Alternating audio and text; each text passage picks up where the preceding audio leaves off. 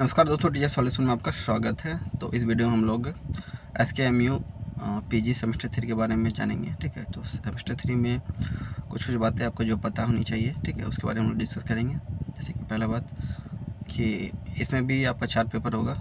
ठीक है, paper 9, 10, 11, 12। Paper 12 जो आपको प्रैक्टिकल है, ठीक है। और पेपर 9 में आपको एक सब्सिडी रखना पड़ेगा। सब्सिडी जैसे कि आपका ऑनर्स छोड़ के अदर पेपर रखना पड़ेगा। ठीक है, तो आपका ऑनर्स जो भी हो, एक अदर्स पेपर आपको इसमें पढ़ना पड़ेगा। अगर आप फिजिक्स के हैं, ठीक है, तो आपको मैथ या केमिस्ट्री रखना पड़ेगा। आपको डिपेंड करता है आपके कॉलेज में क्या चलता है, क्या अवेलेबल है। ठीक है, जैसे कि अगर देवघर की बात करें तो देवघर में आपको केमिस्ट्री रखना पड़ेगा। और अगर आप साहिबगंज है, गोड्डा है, दुमका के हैं, तो आपको पेपर 9 में मैथ रखना पड़ेगा। ठीक है, इसके बाद आपको रूटीन देखने आना चाहिए, जो आपका एग्ज़ाम रूटीन आएगा। ठीक है, तो वो डिपेंड करता आपने पेपर 9 में किस सब्जेक्ट को रखा है, उसी अनुसार आपको एग्ज़ाम का रूटीन देखना पड़ेगा। अगर आप रूटीन क्लास देख लेते हैं तो आपका एग्ज़ाम भी छूट सकता है। तो सबसे ख़तरनाक बोल सकते हैं सेमेस्टर 3 होता है। अगर आप हल्का सा लापरवाही करते हैं तो एग्ज़ाम छूटने के चांस होता है।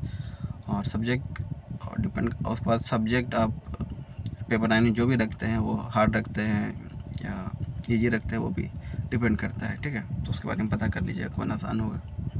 ये भी जैसे कि अगर पेपर 9 में फिजिक्स वालों के लिए मैथ और केमिस्ट्री में देखा जाए तो केमिस्ट्री आसान होता है, लेकिन हर एक कॉलेज में आप केमिस्ट्री नहीं रख सकते। चलो आगे बताऊंगा कहाँ का केमिस्ट्री रख सकते हैं और कहाँ पे मैथ चलता है। ठीक है, चलिए दूसरा पॉइंट हो गया। और तीसरा पॉइंट, मान लेते हैं आप सब्सिडरी में पेपर 9 में कोई भी सब्जेक्ट रखे हैं, तो आगे क्या करना पड़ेगा। बस आपने मन में रख लिया, ऐसा नहीं है। ठीक है, तो वो भी जानेंगे हम लोग। तो सबसे पहले बात कर लेते हैं पेपर 9 के बारे में। अगर आप फिजिक्स रखे हैं, ठीक है, तो पेपर 9 में आपको या तो केमिस्ट्री या तो मैथ रखना पड़ेगा। तो देवघर में आपको दोनों ऑप्शन मिल जाता है, लेकिन आप अच्छा दोनों ऑप्शन तो मिल गया, तो फिर आगे करना क्या है। अगर आप केमिस्ट्री रख रहे हैं तो आपको केमिस्ट्री के HOD के पास जाना पड़ेगा, उनको इन्फॉर्म करना पड़ेगा, सर हम पेपर 9 में केमिस्ट्री रखें। क्योंकि आपका जो पेपर 9 का इंटरनल एग्ज़ाम जो होगा 30 नंबर का, वो वही केमिस्ट्री रखें तो केमिस्ट्री का HOD लेंगे। अगर मैथ रखें हैं तो मैथ के HOD लेंगे। ठीक है, तो आप जो भी सब्जेक्ट रखिएगा उनके HOD को इन्फॉर्म कर दीजिएगा और उनसे उनका नंबर कॉन्टैक्ट या ग्रुप कुछ बना लीजिएगा, क्योंकि इंटरनल एग्ज़ाम वही लेंगे। ठीक है, वही नंबर चढ़ा के भेजेंगे आपको।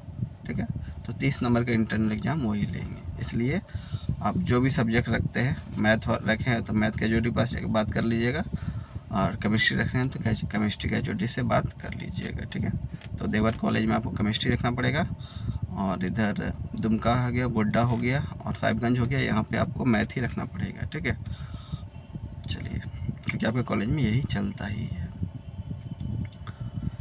और दूसरा, हाँ, अब रूटीन कैसे देखेंगे। मान लेते हैं जैसे आप फिजिक्स वन रखें, आपने केमिस्ट्री चूज किया है। ठीक है, और केमिस्ट्री देखिए ग्रुप A में लिखा हुआ रहता है, तो आप एग्ज़ाम जब देने जाइएगा तो पेपर 9 का ग्रुप A का एग्ज़ाम दीजिएगा। ठीक है, और चलिए उसके बाद अगर मान लेते हैं आप पेपर 9 में मैथ रख लिए, और मैथ देखिए ग्रुप B में आता है हमेशा। ठीक है, तो आप एग्ज़ाम जब देने जाइएगा पेपर 9 का, तो आपको पेपर 9 का ग्रुप B का रूटीन देख कर जाना है। ठीक है, तो यहाँ कन्फ्यूजन का एग्ज़ाम छूटता है। ठीक है, तो कोई कन्फ्यूजन हो तो मुझसे एक बार पूछ लीजिएगा। ठीक है, अगर समझ में नहीं आया हो, क्योंकि बहुतों का एग्ज़ाम छूटा है।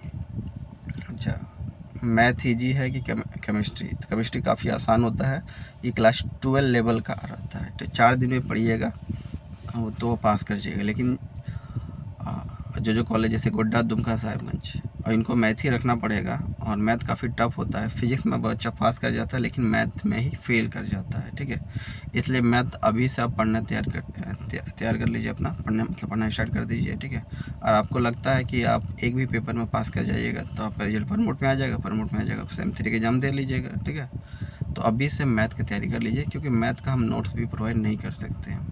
ठीक है, पहले केमिस्ट्री का हम प्रोवाइड कर देंगे, जो केमिस्ट्री कर लेंगे तो उनको 4 पेपर का नोट्स तो मिल जाएगा, लेकिन जो मैथ रखेंगे उसका मैं नोट्स प्रोवाइड नहीं कर सकूँगा। तो उनको क्वेश्चन पेपर मिल जाएगा प्रीवियस ईयर का। ठीक है, 2-3 साल का मेरे पास है, वो आपको प्रोवाइड कर दूँगा, या मेरे यूट्यूब चैनल पे भी होगा। ठीक है, तो आप देख लीजिएगा। तो उससे लगता है सारे इम्पोर्टेंट बात लगभग आपको बता ही दिए।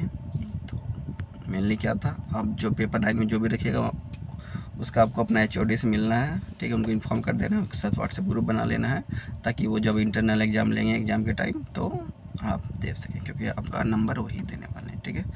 और बाकी जो आपका जो ऑनर्स था सेम फिजिक्स ऑनर्स था, तो फिजिक्स का जो टीचर है HOD वो फिजिक्स का लेंगे, ठीक है। सब्सिडी का आपको बस अलग HOD देंगे, ठीक है। तो लगता सारा इंपॉर्टेंट मतलब आपको बता ही दिए होंगे, ठीक है।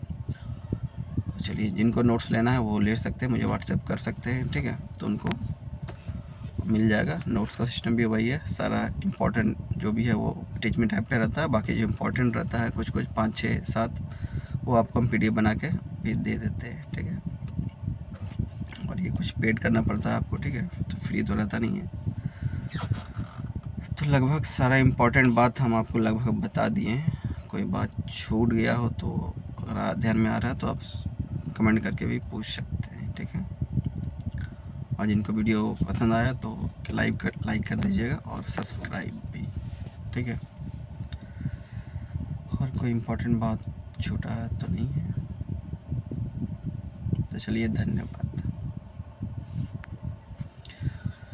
हाँ, तो आपका रिज़ल्ट तो नवंबर लास्ट से दिसंबर 1 तक में आ जाना चाहिए, ठीक है। और इसके बाद रिज़ल्ट आने के बाद आपका एडमिशन होगा फिर से, ठीक है। एडमिशन होगा, एडमिशन के बाद फॉर्म फिलअप होगा, ठीक है। तो एडमिशन का डेट निकलेगा तो उसमें लगभग 2-3 सप्ताह टाइम मिलेगा, और उसके बाद फिर आपको एडमिशन तो जल्दी हो जाएगा, उसके बाद ही फॉर्म फिलअप मिलेगा, फॉर्म फिलअप होगा उसके 2 सप्ताह बाद ही आपका फॉर्म फिलअप होगा, ठीक है। तो चलिए इन्फॉर्मेशन देना था।